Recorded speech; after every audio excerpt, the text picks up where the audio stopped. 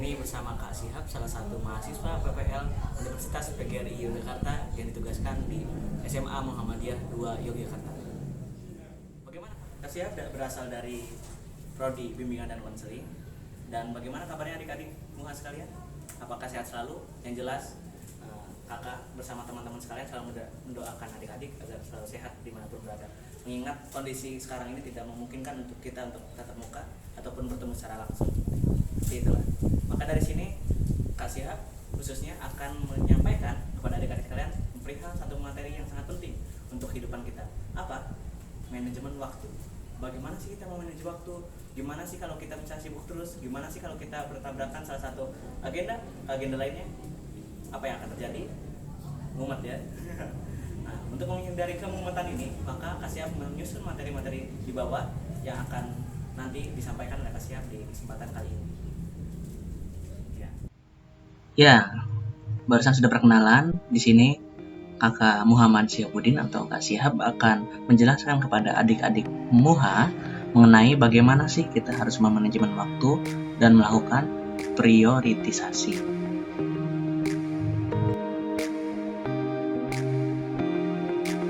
Ini ada konten penyampaian dari Kakak Sihab. Sebelumnya tak lupa puja-puji syukur kita terlimpahkan terhadap Tuhan Yang Maha Esa yang telah memberikan kita nikmat sehingga kita dapat berkumpul di kesempatan yang insya Allah berkahi ini. Juga tak lupa puja-puji syukur atas nikmat yang telah Ia berikan, atas baik itu berbentuk napas yang masih bisa dihirup ataupun komputer atau layar smartphone yang masih bisa dilihat, dan juga kuota yang masih ada pastinya. Tak lupa salawat serta salam kita limpahkan pula terhadap junjungan revolusi akhir zaman Rasulullah Shallallahu Alaihi Wasallam yang telah membawa kita dari zaman jahiliyah dan zaman menyerah ini. Di sini ada beberapa konten penyampaian yang kedepannya akan Kak jelaskan mengenai manajemen waktu. Bagaimana sih manajemen waktu itu? Apa manajemen waktu itu dan apa pentingnya prioritisasi? Pertama tuh ada to-do list, don't afraid to say no, hindari menunda, distribusi tugas, juga waktu isi data.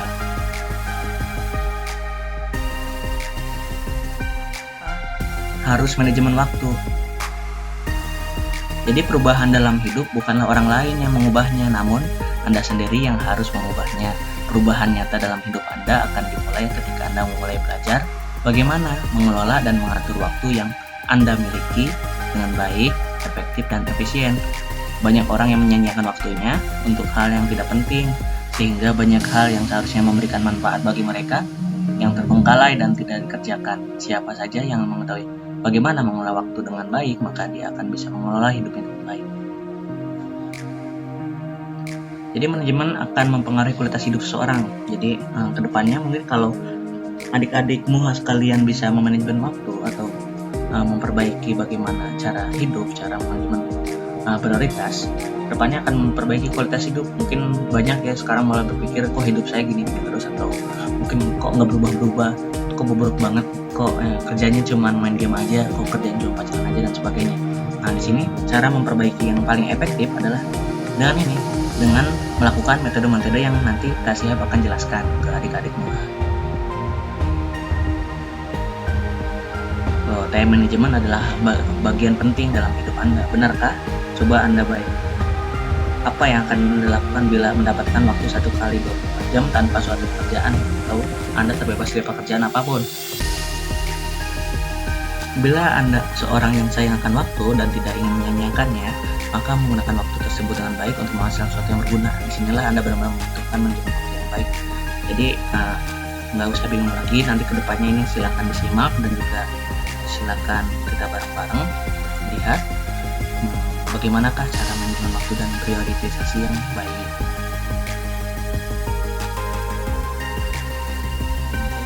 Hari yang tersusun, jadi kalau misalnya kita sudah tersusun itu bisa lebih baik lagi harinya. Bagaimana cara membuat to-do list? Maka yang pertama kita bisa menyiapkan tabelnya. Misalnya jam 4.30 itu kita bangun, sholat subuh. Setelah sholat subuh jam 5 sampai jam 6 itu adalah membantu ibu ke pasar. Jam 6 sampai jam 7 mandi dan bersiap-siap. Jam 7 itu mulai sekolah online sampai jam 11 atau jam 12 atau jam 1 misalnya seperti itu. Dan kedepannya setelah jam 1 ada tidur siang 1 jam, setelah tidur siang mungkin ada jadwal main gamenya, nggak apa-apa 30 menit atau 40 menit. Nah nanti sisanya persiapan asar, setelah persiapan asar, sholat asar, dan seterusnya. Jadi bagaimana kalian memanajemen waktu dalam satu hari tersebut itu sangat diperhitungkan.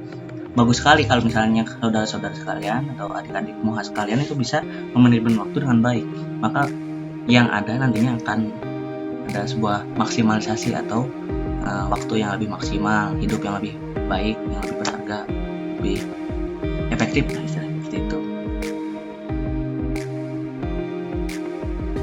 Don't to say no. Mungkin ini agak berlawanan dengan adat yang kita ajarkan setiap hari ya. Don't to say no ini artinya adalah jangan takut untuk bilang tidak, jangan takut untuk menolak. Kadang-kadang kita terima semua ajakan, ya mentang-mentang itu teman kita, mentang-mentang itu ya sahabat, itu sahabat karib, jadi kita terima aja semuanya, apapun ajakannya kita terima, gini-gini gitu kita terima, padahal kita udah penuh misalnya jadwal sekarang mau bantu ibu mau apa kita terima. Jadi jangan sampai kita takut untuk menolak suatu ajakan, karena kalau misalnya kita takut nanti kedepannya hanya kita sendiri yang pusing dan akhirnya banyak jadwal yang kacau, to-do list yang kita buat sebelumnya itu tidak jadi efektif, kurang bagus. Jadi don't afraid to say no, jangan khawatir, jangan takut untuk menolak ketika itu tidak bisa kita pegang, ketika itu misalnya kita tidak bisa jamin untuk pegang. Jadi jangan takut untuk bilang tidak.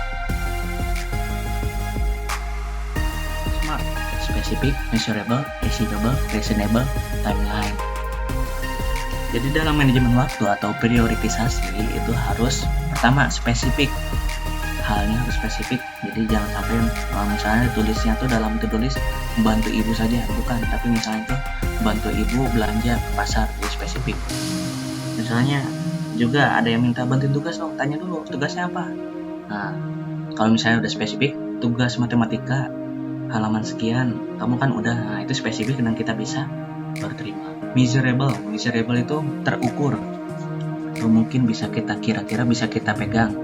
Measurable kalau misalnya kira-kira tugas tersebut misalnya tuh bantu aku dong apa menyelamatkan dunia, nggak bisa kan ya, makanya measurable kalau misalnya itu bisa terukur dan bisa kita pegang sepenuhnya maka itu kita ambil.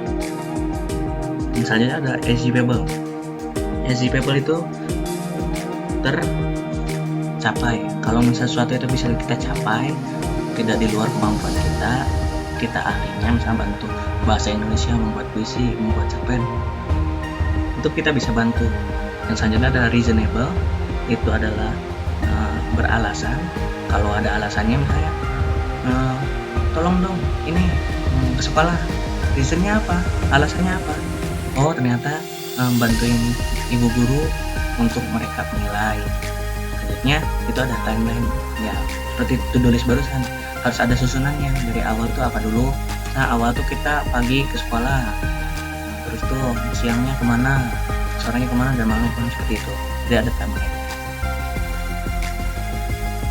Nah struktur barusan bisa jadi salah satu cara memilah suatu manfaat kegiatan, merencanakan tugas atau pekerjaan yang paling sulit pada awal minggu agar saat akhir pekan Anda bisa lebih santai. Jadi setiap awal minggu itu kita bikin to-do listnya, kita bikin jadwalnya. Misalnya hari Senin kita ngapain aja, Selasa ngapain aja, Rabu ngapain aja, dan seterusnya. Kalau kita bisa melakukan itu maka menurut Kasihab kesuksesan dan juga kepastian dalam berkembang kita itu adalah hal yang mudah.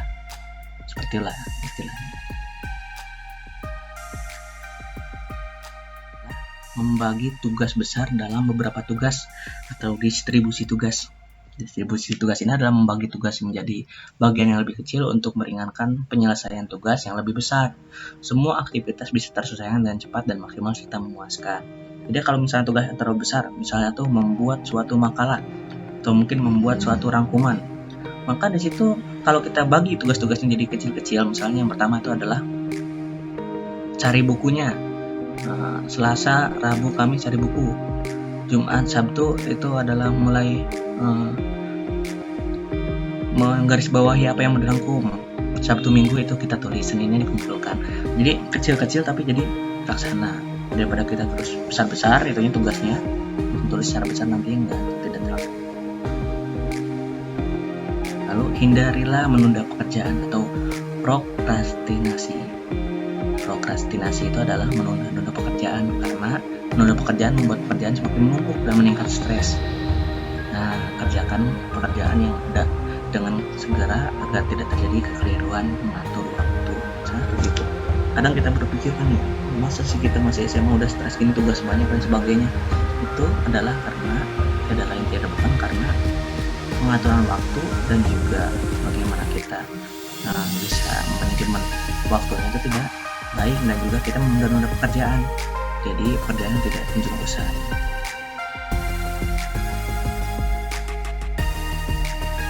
Jadi seperti itu ya kawan-kawan, adik-adik semua, mana yang bisa kita ambil. Jadi maksud di sini kata menjelaskannya adalah untuk kedepannya agar lebih teratur, lebih hebat, adik-adik bisa menjalani kehidupan ini lebih teratur, lebih termanage waktunya. Jadi kalau misalnya lebih termanage, itu seluruh kegiatan yang kita ambil, walaupun itu kegiatan yang sulit untuk dilaksanakan atau terlalu banyak, itu setidaknya bisa lebih ringankan. Memang mungkin kalau pertama kali coba tuh 1-2 hari tuh repot juga ya ngatur jadwal, repot juga ya gini.